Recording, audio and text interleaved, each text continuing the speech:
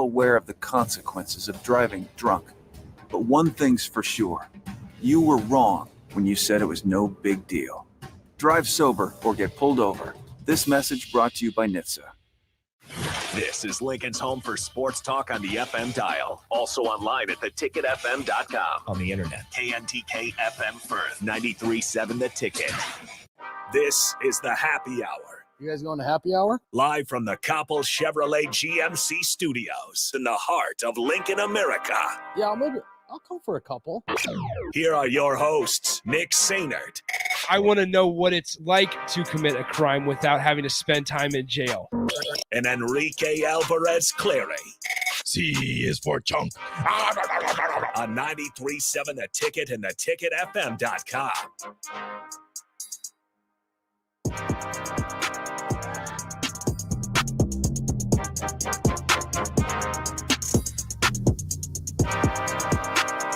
Good afternoon. Welcome in. This is the Happy Hour, 93.7 The Ticket, theticketfm.com. Nick Sainert and Enrique Alvarez Clary with you today. Hello, Rico. Hello. How are you doing? I am well. That's good. I'm glad. Anything on your mind? I finished the rest of my pipeline burrito for lunch today. So, story time about that. I took it home last night. Mhm. I ate, As you should. yes, I ate a quarter of it here. Same. And then Kinda. not even a quarter. So I split mine up into thirds. I ate a Okay. quarter of a third of it here. Mhm. I went home at a little after 6:30, ate it for dinner, ate Mhm. another third for dinner. And then I ate the final third at about 9:30 last night watching the World Series. It's a 3-part meal. Yes. And that's saying something for me, where if you see my stomach, it's pretty large. So it's pretty. I took a couple bites here, maybe 3 bites. They were decently sized bites, but I took it home along with the hatchback burrito. I gave some of Yes. my wife took those and kind of mixed those together and had her supper. And then I brought the rest of the pipeline here, and I just had that for lunch with a bag of Doritos. I crushed up some of the Doritos and put it in there, had a little crunch, and it was fantastic. Yeah, I was surprised. I forgot that there were crushed up chips in there already. Yeah, I did not know that. And then one of the times I took a bite and it stabbed me in the roof of my mouth because I Yes. wasn't expecting. And I'm just like, what the heck is that? And I reached in my mouth. I was like, what is this? And I go, oh, it's a chip. And I it was like, "That's chips. delicious. They were chips. All right. It was a surprise, but it was delicious. As always, 402-464-5685, the Honda of Lincoln hotline, and the Starter Heyman text line. Those are both open for you all hour long. Hope you're joining us on the Starter Heyman Jewelers video stream as well, Hi. if you're able to, as long as you're not driving. Facebook, Twitch, and YouTube. Join us there as well. Rico can monitor the chat and all your comments Yeah, say on that something. screen. Say something on YouTube, Twitch, or Facebook, and I'll throw it up there if it's worthy. I'll throw it up there. You can see yourself on the stream. So Yeah, give me something good. We'll be all good there. I will say this later today, from 3 to 6, DP and Jay and Sean Callahan will be live at Tanner's Bar and Grill out there on Yankee Hill. So go and check them out here later this afternoon and evening for their show. They'll do one-on-one and old school from out there, and then enjoy some dinner, play some Keno, all that good stuff out there as well. We'll be joined by Aaron Sorensen at 2:30 today, as we are every Wednesday, kind of help us break down and figure out what's going on inside the Nebraska football department, as well as the volleyball program in addition to that, because there's a lot of questions that Aaron will be able to answer that me and Rico are curious about, number one. And I want to start here because, Rico, I know you have thoughts on the college football playoff. I have thoughts on the college football playoff. I have anger. How we feel about this, but I kind of want to build off of something that we talked about during the pregame there with Tom and Buck that I kind of find interest in. What is your reaction going to be Monday if the stadium is cleared out by the third quarter? And this is where I want to hear your guys' thoughts as well. 402-464-5685. Feel free to call in, text in, anything you want. We'll get to every single one of your texts today. So, Rico, right now the spread, I believe, is still at 15 or 14.5 or so, trending in Ohio State's favor. Is that 14.5? You are correct. 14.5. What's your reaction going to be Saturday afternoon, Saturday night, when if the stadium is cleared out by the third quarter? Depending on the score, I guess I will either be surprised or not surprised. Really, that's the only thing. If Nebraska is down by 17 points, let's just say that, we'll just throw that number out there. Mm-hmm. If Nebraska is down by 17 points midway through the third quarter, heading into the fourth quarter, whatever the time is there, I guess I wouldn't be surprised if the stadium is about half empty or if people start getting up and leaving. I would be sad to see that. Well, yeah, because absolutely. you never know what can happen. But if they're down by double digits and people start leaving, I guess I won't be surprised. But if they're in the game, if they're down by 10, if they're down by 7 and people are leaving, like if it doesn't feel, you know how sometimes when you're down by 7, but it feels like you're down by 14 or 21. That was how last Saturday kind of felt. If it feels like that and they're only down by 7, I would still be surprised if Ohio State is dominating the game, but Nebraska is only down by a single score or 10 points, a single score field goal. Yeah, I'd still be surprised if people start leaving, because when something like that happens, it just takes one play to flip the momentum back into Nebraska's favor. And if the stadium's half empty, they get a blocked punt or something crazy, they get an interception, a forced fumble recovery, something crazy like that. Stadium's half empty, the momentum kind of shifts, but at the same time, it's like there's no crowd behind you to really rile you up and get the juices flowing. You're gonna have to, as you know, was missing in the Minnesota game, you're gonna have to bring your own juice in that instance. So if the score is close and people are leaving, I'd be extremely surprised if it's heading towards blowout territory, or if they're down by over 2 scores. I mean, they did it for a single score game last week. I wouldn't be surprised against Ohio State if they did it. Taylor on the text line says, don't be surprised if the stadium is empty by the end of the first quarter. Now, that's kind of the if they give up 21 points in the first quarter, yeah. And Rico, you can correct me if I'm wrong, because obviously you get to see the text line as well. But judging just from the text line the last couple days, and obviously the loss against Purdue really stunk and burned Nebraska fans, and for good reason. For good reason. It feels like nobody is counting Nebraska to be even in this game, it feels like. No. Even in the fan base, it seems as if there is a small percentage of fans that still everybody wants this to work. Mm-hmm. It's hard to word this. There's a small percentage of fans that no matter what happens, believe that nothing should change going into next season. And despite that, or even with that, they will be at the games. They will show up. They will sit through the entire thing, no matter what happens. There are people like that. There's even people who think that there should be change that will still sit through the entire game because that's just what they do.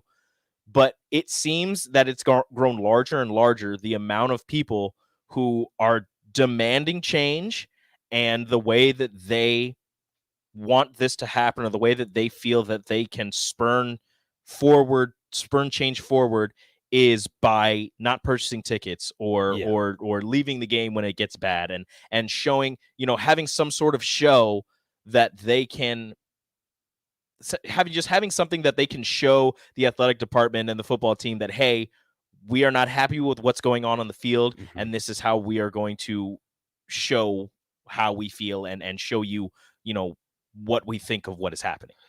You made an interesting point earlier, just a couple minutes ago, about how you could look up the scoreboard. It could be a one possession game, but it feels like it's much larger of a gap there between on the scoreboard. And that's kind of how it felt. Correct me if I'm wrong. 402-464-5685.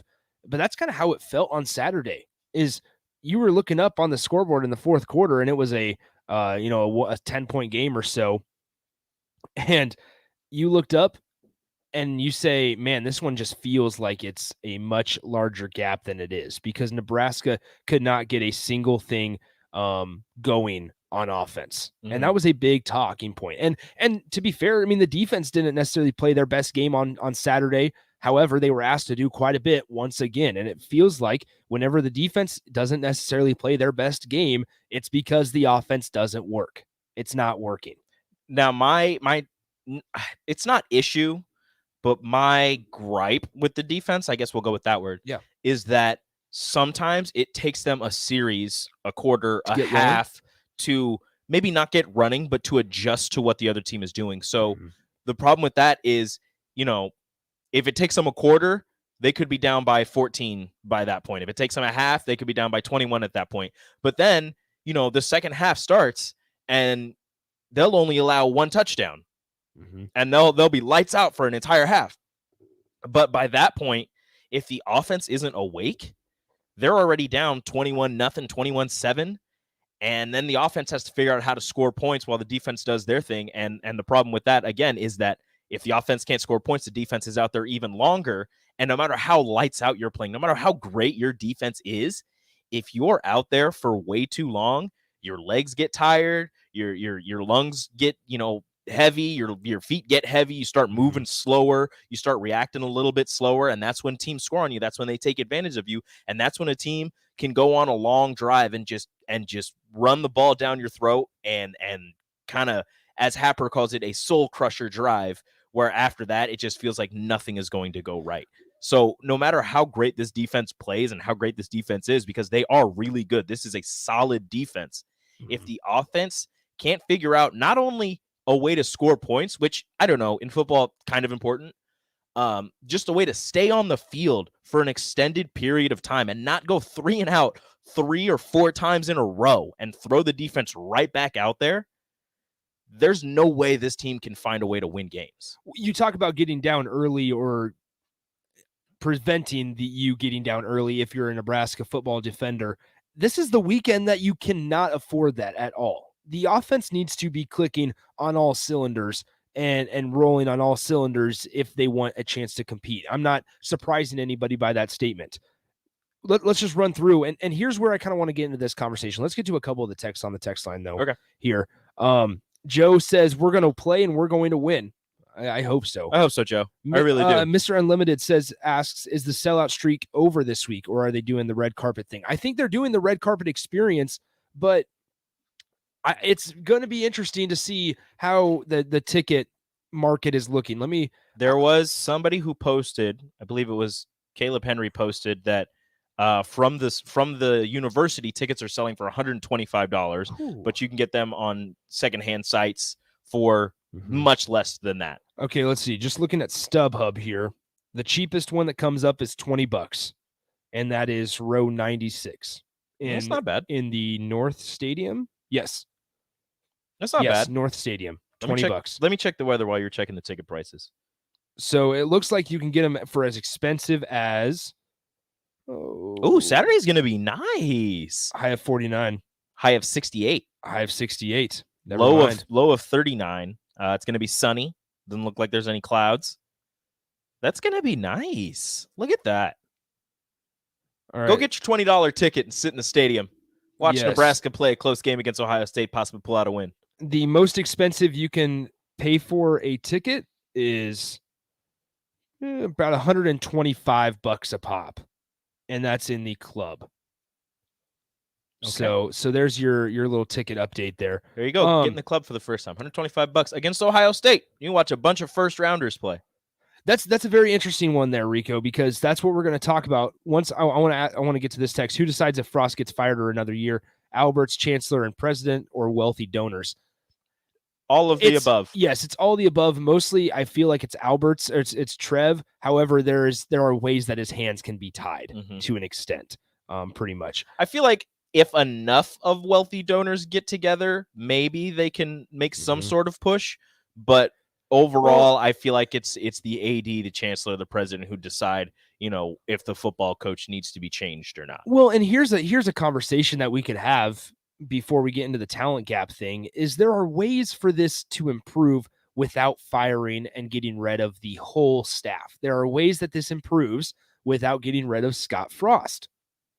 Now, I'm sure there's people out there, and I'm sure we'll get texts. And you guys have a valid point. The ones that say, well, Scott Frost makes all the decisions. Scott Frost is the head coach. He runs everything here. And you have a valid point. Mm-hmm. However, there are ways that the staff and the team can improve if Frost isn't the guy to go. And by that, I mean making changes with the assistants, whether that's offensive side, whether that's defensive side, because you can look at the defense and say, maybe there's been play that hasn't been up to expectations some games. And I think a lot of people would say the offensive side is where it needs to be looked at. Mm-hmm. The two most popular names are the offensive line coach Greg Austin and Mario Verduzco. Mm-hmm. That's just the two most popular names. But you could look at it and say the offensive coordinator. You could look at it and say open up one of those spots for a special teams coach. There's many ways that you can navigate this. And this is exactly what I'm saying is there are ways that Scott Frost can improve this program and Trev Alberts can help improve this program without firing Frost and burning everything down. I mean, I feel like there are also ways that you can improve this program without firing anybody. I feel like if you just move people around in certain spots and you change maybe somebody's title from coach to analyst or something, Yes. Along those lines, Which if you change somebody's name from coach to analyst, then you can bring in a special teams coach or something of the likes, whatever you want to do, that's the most popular thing to do. as long as a monkey doesn't hurt a kid on Halloween. Yeah, well, yeah, hopefully. No pole assassins, please. But there's also ways that, look, I don't know everything that Scott Frost does. I don't know how hands-on he is in every aspect of this team. I don't know how hands-off he is in every aspect of this team. But if I don't know how to word this. If he trusts his assistants enough to let them, lead their position groups or if he is the one calling plays, if he trusts Matt Lubick enough to let him call plays and maybe Scott can go around the sideline and they can bounce stuff off each other. But in the end, Matt Lubick is the one calling plays. If Adrian Martinez, as DP has said, he has 3 different voices in his ear. He's got the head coach, he's got the offensive coordinator, and he's got his quarterbacks coach. If Scott can trust Matt Lubick or Mario Verduzco, if they can trust each other and work in tandem enough to get their quarterbacks to hear one thing, one consistent voice, and get that out to them and get it out onto the field, that could improve quarterback play. The offensive line, if the quarterback play improves, maybe the offensive line game improves, vice versa, which came first, chicken or the egg, etc. The running back room, if that can improve. And I mean, you've got guys in there with multiple different, you've got Greg Austin, who's the offensive line coach and the run game coordinator. You've got guys with multiple titles in there. Maybe you give somebody else that, and you just let Greg Austin focus on the offensive line. Maybe you get Ryan Held, who is the running backs coach, the run game coordinator, although he's also one of your better recruiters. So you've got people in here doing multiple jobs, trying to juggle so many different things that they've got to do. Maybe if you lighten the load on some of these people, you can see improvement in the team because people aren't having to, divide their attention between, let's go with Greg Austin. He doesn't have to divide his attention between, coaching the offensive line on what they have to do on pass plays, what they have to do on run plays, and then, trying to figure out, helping out the running backs with, okay, on this play, we're doing this because, he's coordinating the run game. So, on this play, you're going here, you're doing this. This is what you have to look for. And he can just focus on the offensive line. Like, this is where your eyes need to be. This is where your hands need to be. This is where your feet need to be. We get this up the text line 402-464-5685. Need new play caller. What I will say to that, who's the play caller? Bingo. Do we know who's calling plays? Because last we heard was against Rutgers last season, when we found out that halfway through last season that they started splitting up play calling duties.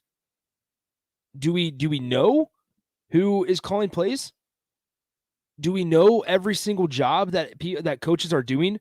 Because it could very well have changed since the start of this season. That's exactly what I'm trying to get at, is that there's not a whole lot of transparency. And I understand this isn't about letting the media go and watch practice. That's not about this. But I'm saying when there are good things happening in your program, you want to tell people about it. And you should want to tell people about it, because people also, the fan base that is Nebraska fans when it comes to football is second to none. So when there are good things, when you claim there are good things, you want to talk about it. You should want to talk about it.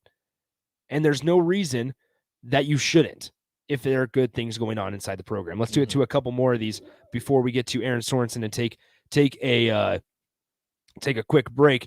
Beansky says this: it feels that way because we've seen it for 4 years, talking about the offense. The offense still doesn't work. I'm surprised that the defense hasn't thrown in the towel. Frost has little to nothing to do with the strong point of this team and everything to do with the weakness. Jason says this: we went 2 and out a couple of times, or I'm guessing maybe 3 and out a couple of times. Our defense can't hold up when that happens. That's true. Beansky adds, I would rather watch paint dry than go out and support a pathetic losing product. Ouch. Qdoba guy, I will be tracking this game on my phone unless they prove to me that they deserve to raise my electric bill by turning my TV on. Qdoba guy, let us give you reasons that you should We watch did- it. we did this last week. Let's do it Did this again. last week to Let's Keto Guy. encourage you. No, here we go. Cuba guy. You don't have to raise your electric bill. Go to Tanner's. Watch the Yes. game with DP Yes. before the post-game show. And you can get some knowledge while you're watching football. Bingo. Qdoba guy, you don't even have to use your electric bill. There you go. You just have to, however far away from Tanner's you live. Beansky adds, this team is not close. Frost is 15-26. He's not close. I mean, okay. Record-wise, not close. Yeah. Statistically, they are close. If you just go off of defensive statistics, they're very close. They're very good. But, scoring offense, not great. Scoring defense, really good. It's just there's so many different statistics and things you can take and just be like, okay, Nebraska, they're 3-6. That's obviously bad. Your record is terrible and you are what your record says you are.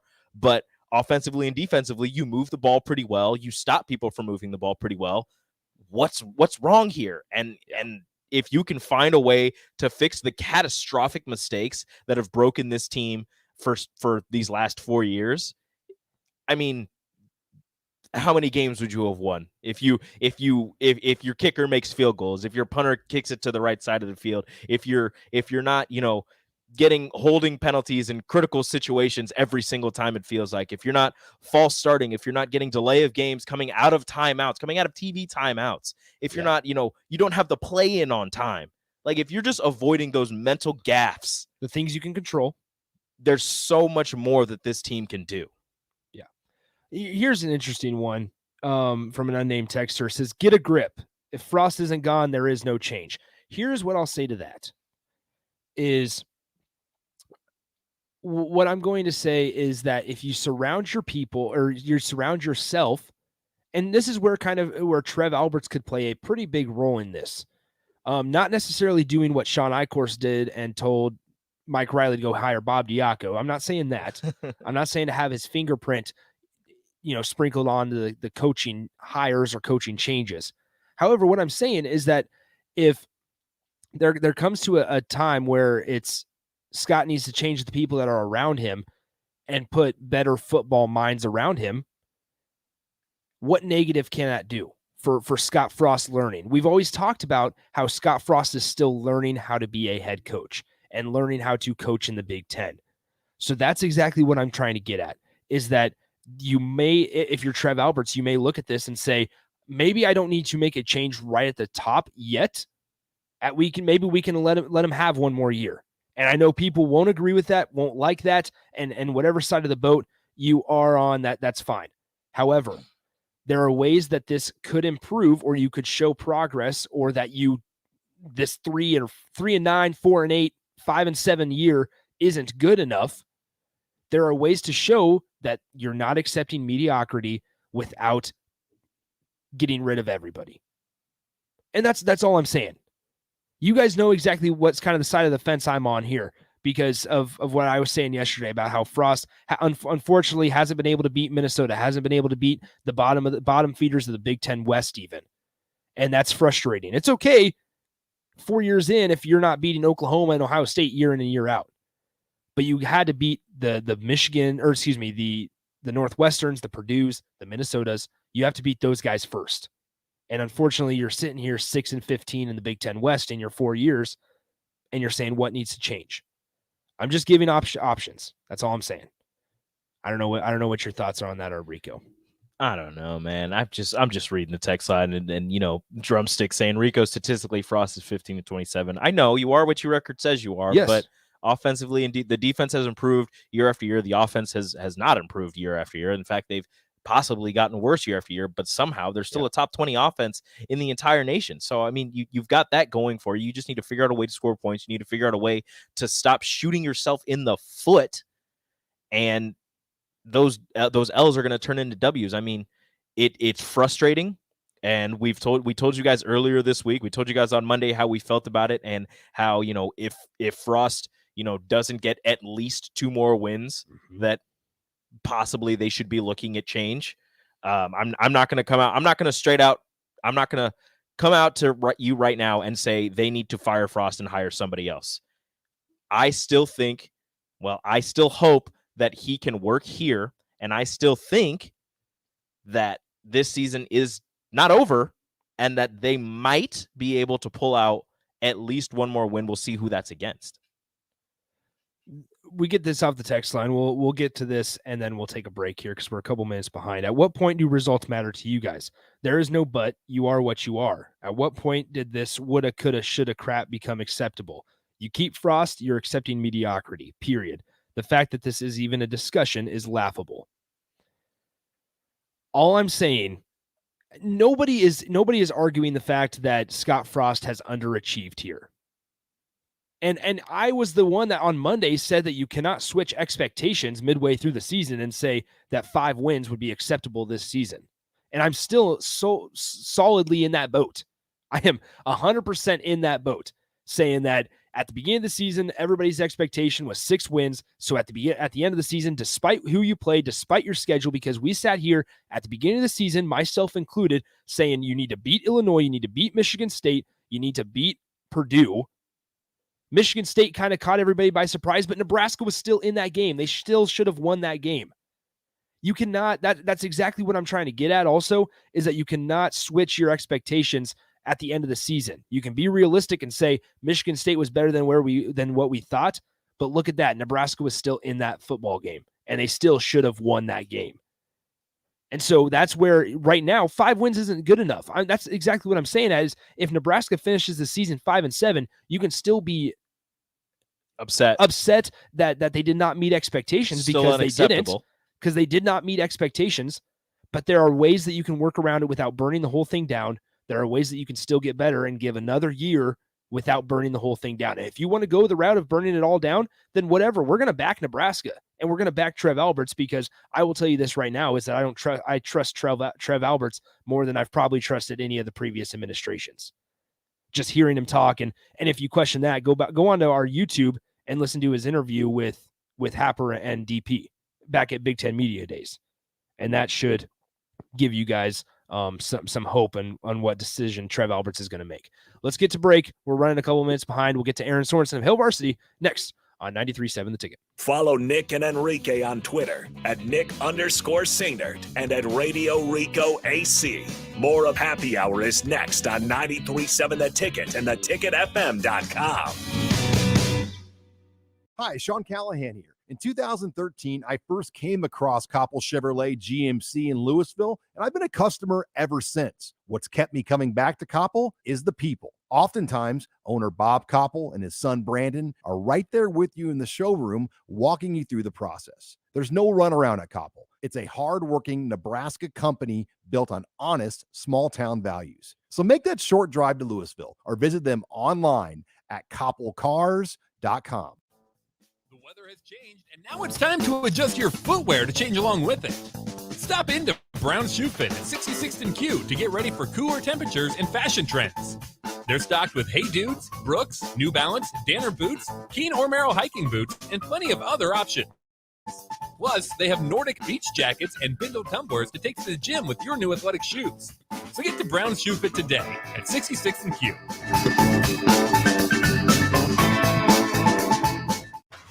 Join DP and Jay Foreman on Wednesday at Tanner's Bar and Grill at 30th and Yankee Hill. DP goes 1-on-1 with Husker Online Sean Callahan at 3, and Jay joins from 4 to 6 p.m. to preview the Ohio State game and more. That's all this Wednesday at Tanner's, 30th and Yankee Hill.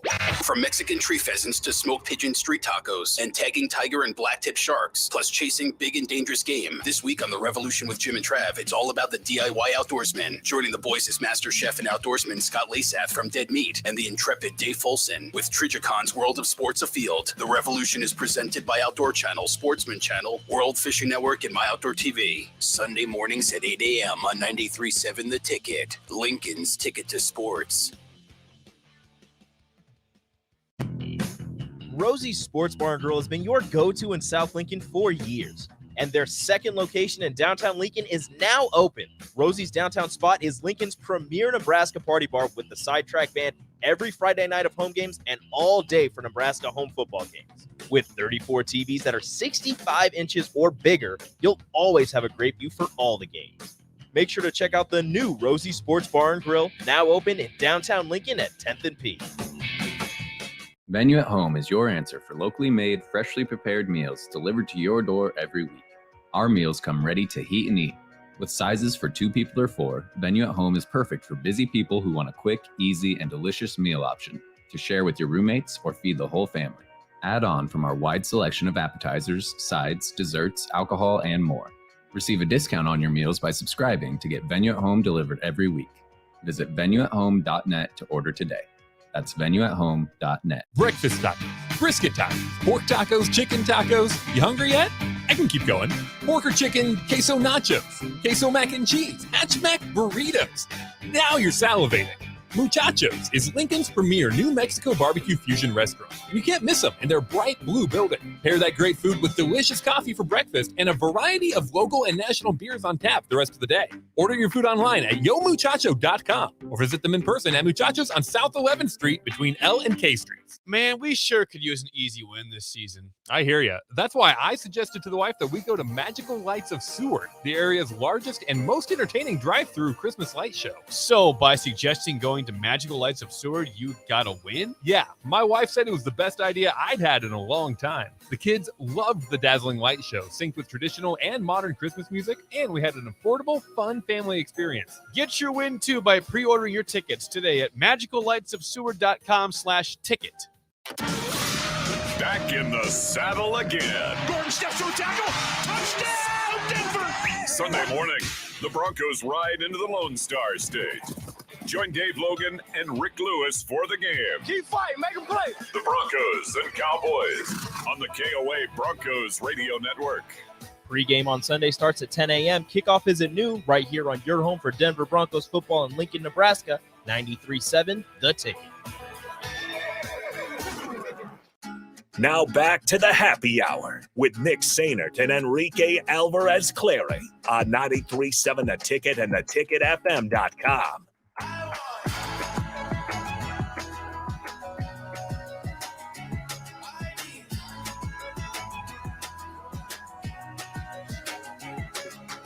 Back here on the happy hour, 93.7 The Ticket, theticketfm.com.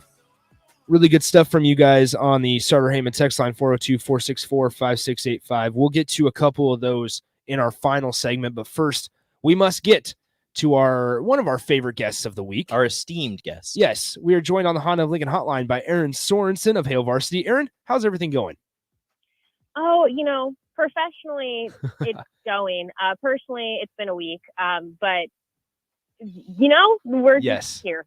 Yes, I understand. We appreciate you still joining us and talking some Huskers. So yeah. I guess we'll go ahead and start with this, talking about Saturday.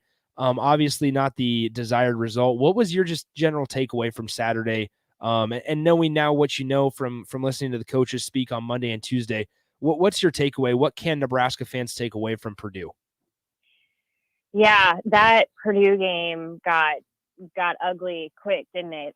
When things really when the wheels fall off for Nebraska, they really just fall off and then some. And I think so far this week, the one thing that has been said that has just really stood out to me, and if people haven't heard it, you can go find the video on Hail Varsity's YouTube channel. It's there, or I'm sure the quotes are out there as well. But Sean Beckton was basically asked, what can the offense essentially do to improve at this point? Like, what is it that needs to be done? And to kind of sum that quote up, he talked about, attention to detail, holding people accountable. So his whole thing, because then of course he's asked to follow that up. Like, can you please, explain more of like what that means? And he talked just about how he holds his players accountable and how if they're not, he said, I pride myself with a tight end to really, really harp on those small details. If they're not focused, like he's in their ear.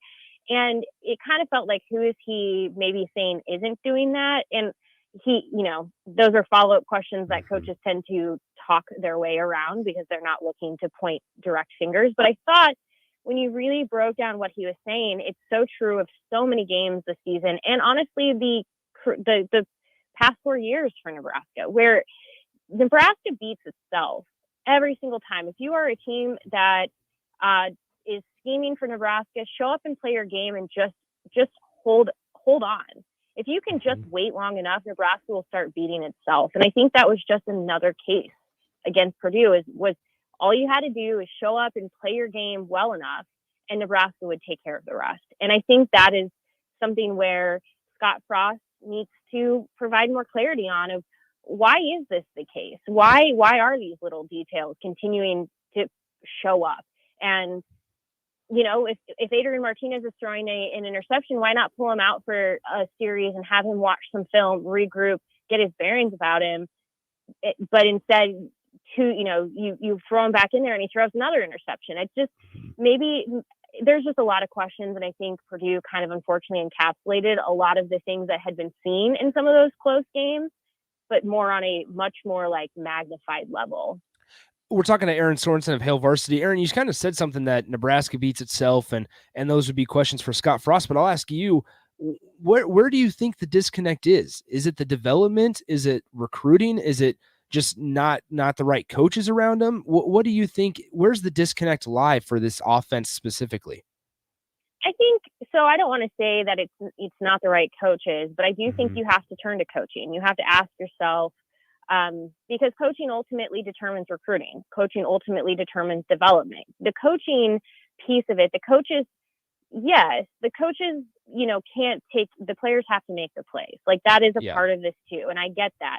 But at the same time, when you're talking about lack of attention to detail, that kind of stuff, John Cook is he's a big proponent of this, is like, you have to fall back on your training. What you practice is what you perform. So I start to ask myself, what are you practicing? What is maybe not happening that is allowing that lack of detail, or the things that Sean Beckton pointed out, to not happen on Saturdays? Because when the going gets tough and you need to fall back on your training, if you're falling back on training that allows lack of attention to detail, that goes back to then the coaching of asking, like, how is it being allowed in practice? How are players being held accountable?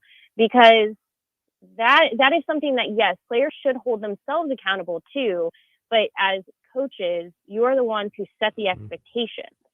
So I don't want to say necessarily like it's hard to like say you're bad or this or that. I just think like from a coaching perspective, like they are the ones who should answer for it. And I don't think there's anything wrong with, like, a lot of them have been asked, like I said, Sean Beckton was asked, like, help us understand. And I thought his answer was really, really fair. It certainly brought up more questions, but it was really fair. So we're speaking about the offense. I'm going to head over to the defensive side of the ball. After the Michigan State game, holding the current Heisman frontrunner to under 100 yards rushing, the Nebraska defense has not really struggled, but they've been allowing more rushing yards to teams following that. But it seems as if they haven't lost really any confidence, as Cam Taylor-Britt in the presser on Monday said that he believed that the skill gap between Nebraska and Ohio State really wasn't as large as everybody thought it was. Have you noticed the defense, at least the defense, just keeping that confidence that they came into the season with? Yeah, I think especially with the defense, you hear a lot of cohesiveness is the word I'm looking for, between the coaches and the players. Because what Cam Taylor-Britt said on Monday really mirrored what Eric Chinander then said on Tuesday, which is, they talk about this black shirt culture. They have this specific mindset. This defense is playing very much with a chip on its shoulder. I think the part that's frustrating for this defense is when you look at time of possession. So you look at time of possession in Nebraska against Purdue. Purdue was winning the time of possession game on Saturday. And that is tough for a defense to overcome, because when your defense is constantly having to be on the field, they're going to get worn down. The technique, the things that they train for gets harder because they are tired. They're fatigued. That's inevitable of any team. You can have a really strong defense, and if they're basically on the field an exceptional amount of time because the offense can't keep them off of it, then it's going to be more difficult to overcome. But with that said, their mindset has stayed the same all season long. They believe they're one of the best defense, at least in recent history for Nebraska. I would say earlier in the season, we were looking at this being a defense that was comparable to 2009.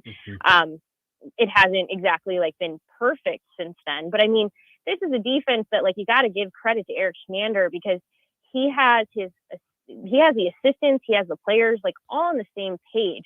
You almost wish you could replicate like whatever is going on with the defense, replicate it for the offense, because there's definitely a chip on that defensive shoulder on the defense, and so it kind of becomes where's maybe the disconnect elsewhere, because then you bring up special teams and everything else. But again, at least from a defensive perspective, they're really going into every week believing like they can do everything. The reality though is this defense cannot win everything. The offense and special teams also have to help them out.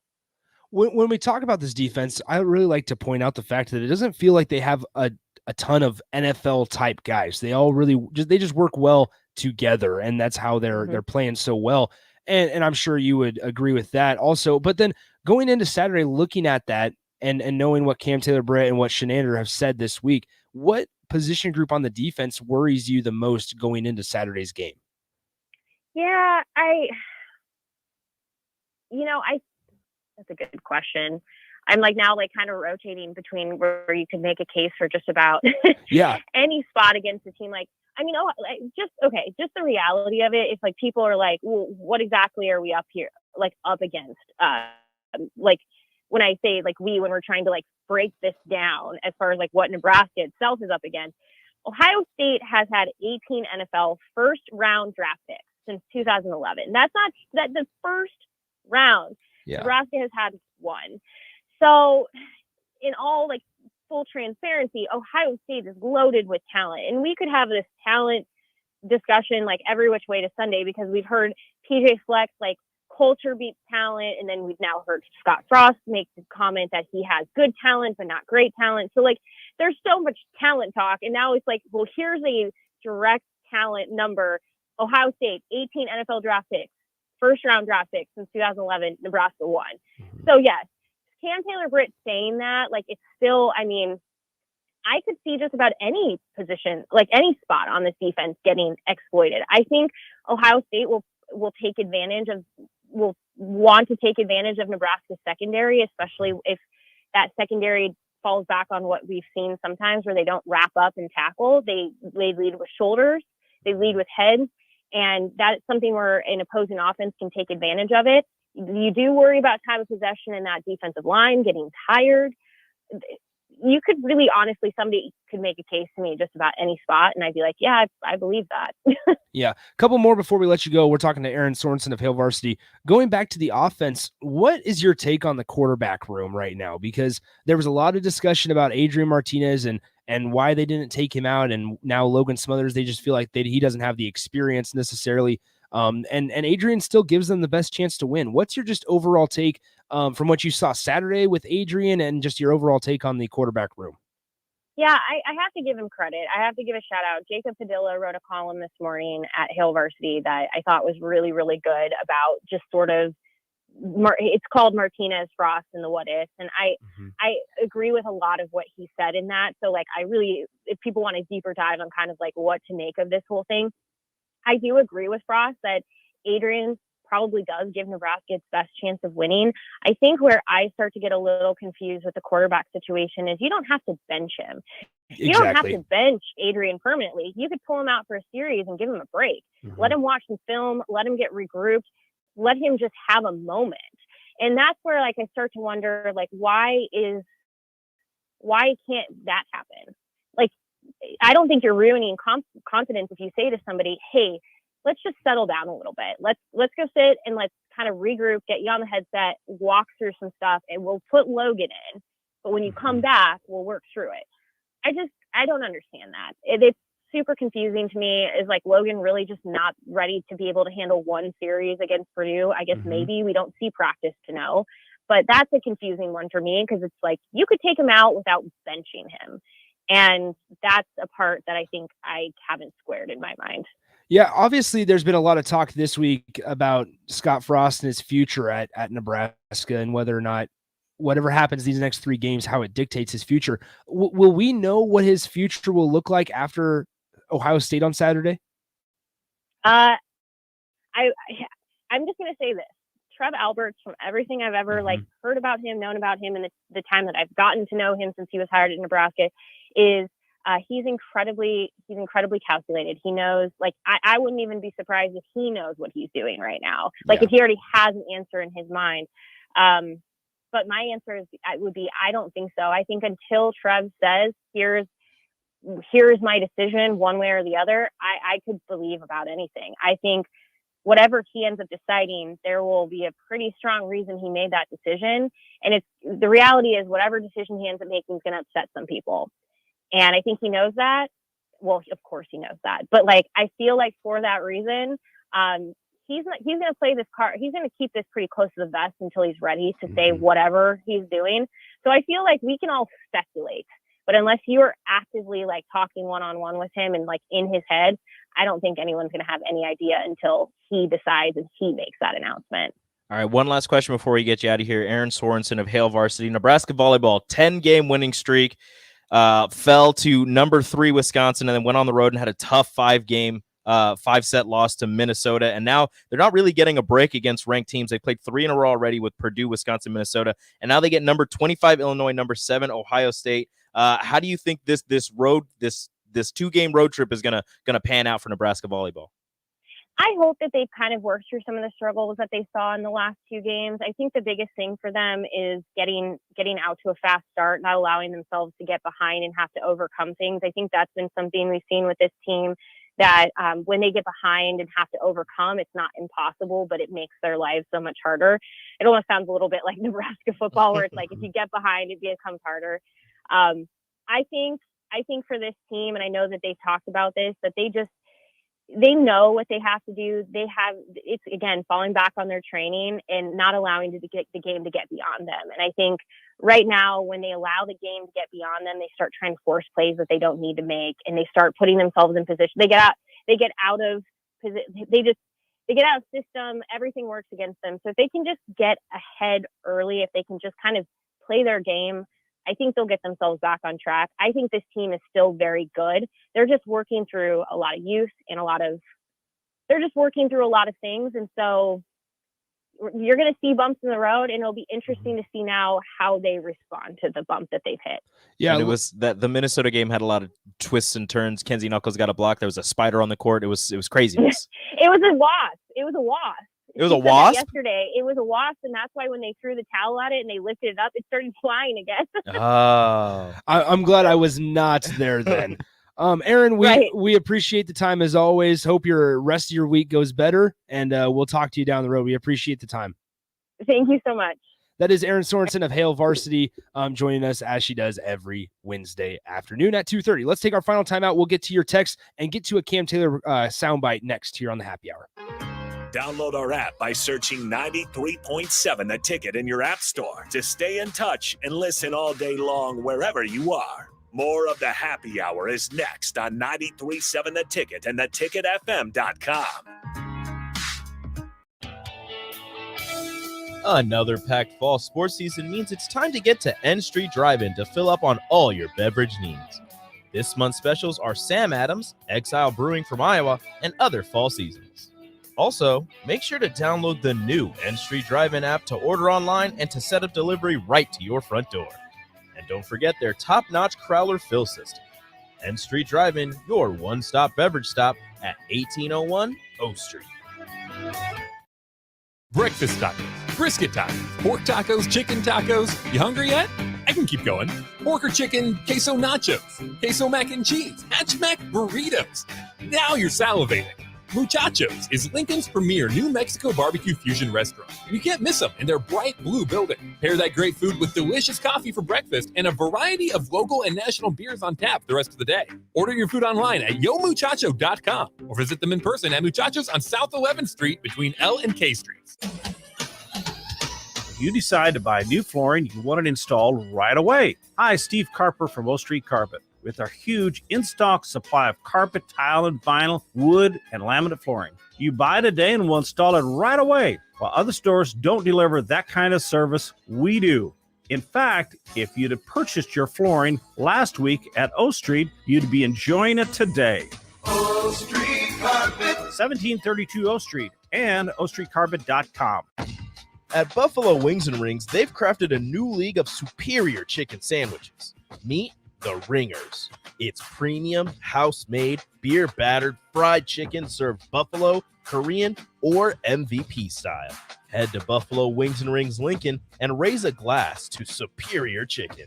2 locations at 68th and O and at 40th and Old Cheney. Buffalo Wings and Rings.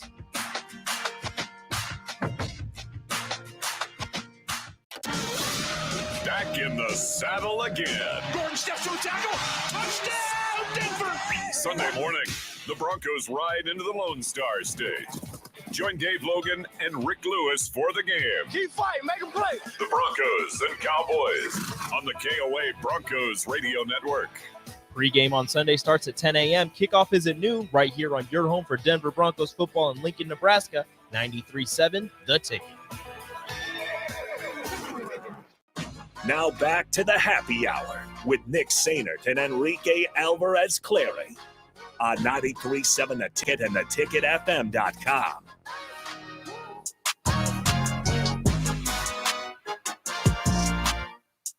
Back here one final time.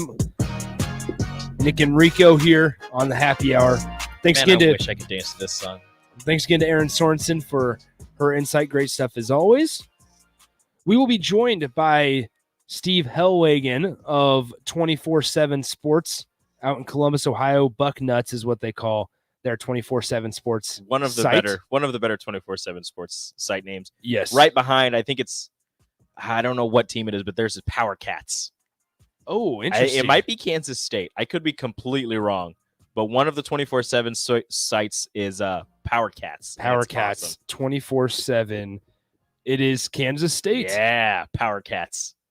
The Power Cats. That's yeah, so awesome. we will be joined by Steve of Bucknuts tomorrow at 2:30. Give us some insight on Ohio State. Now, I want to get to a couple of these quotes or clips from Cam Taylor-Britt on Monday because we asked Erin about, and she kind of commented on the talent gap that is there. So, Rico, there's a couple articles there in the folder. Articles? Or sound bites in the folder there. I know what you mean. About Cam Taylor-Britt. We'll play 2 of them. Both of them, Cam Taylor-Britt talking about how he doesn't feel like they're outmatched this Saturday.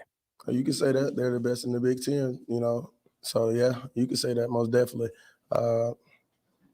We match up great, bro. Their offense is great, and I feel like we got one of the best defense in the Big Ten, So that 49 points putting up on different teams, that shouldn't happen. That is number 1. Number 2, here's the more interesting one from Cam Taylor-Britt. It's not a big gap. We got the same players, bro. Like, we got Samori, you got Chris Olave, you got Omar Mann, you got Garrett Wilson, bro. It's hand in hand. We just have to, get the ball in the playmakers' hands and let them work. Defensive-wise, I don't know any defensive guys over there. I know a couple, but I just feel like we got the upside on the defense. Defensive line, we got to get back to the quarterback. He's young. Got to get to him, get him rattled. A lot of people haven't been able to get to him, so we got to get to him, make him make some bad decisions. Like I said, he's a young guy. He's mature and all, but, when put under that fire, you fold. So we're going to try to get to him early, and get some picks on the back end. So that is Cam Taylor-Britt talking about some of the guys on Ohio State. I'll read through a couple of the stat lines. We only got a couple minutes left in the show here. CJ Stroud, the young quarterback that Cam Taylor-Britt was referring to, has over 2,200 passing yards this season, 23 touchdown passes to only 3 interceptions. He's been sacked 5 times. Their running back, Travion Henderson, has 107 carries, 845 yards, which is good for second best in the Big Ten. He is good. Behind Kenneth Walker, obviously. 12 rushing touchdowns for him on the year. And then those 2 receivers that Cam Taylor-Britt kind of referred to, Chris Olave, 35 catches, 562 yards, 9 touchdowns. Jackson Smith and Jigba has 35 catches, 648 yards, 3 touchdowns. Garrett Wilson is leading Ohio State, 43 catches, 687 yards, and 6 touchdowns. I'm pretty sure Njigba was the one that had that toe tap catch in the back of the end zone last year. He sure did. Wild. He sure did. They also have the son of Marvin Harrison. Then their tight end, Jeremy Ruckert, is one guy Nebraska will really have to watch for on Saturday. 19 catches, 243 yards, and 3 scores for him. They've got dudes. Nebraska's going to have to be on their game all day Saturday. They're going to need to play the best football they've played all season long, mistake-free football, if they want to stay competitive with Ohio State. And see if they can make Saturday interesting. So we'll see how it goes. One-on-one with DP and Old School are out at Tanner's 30th and Yankee Hill.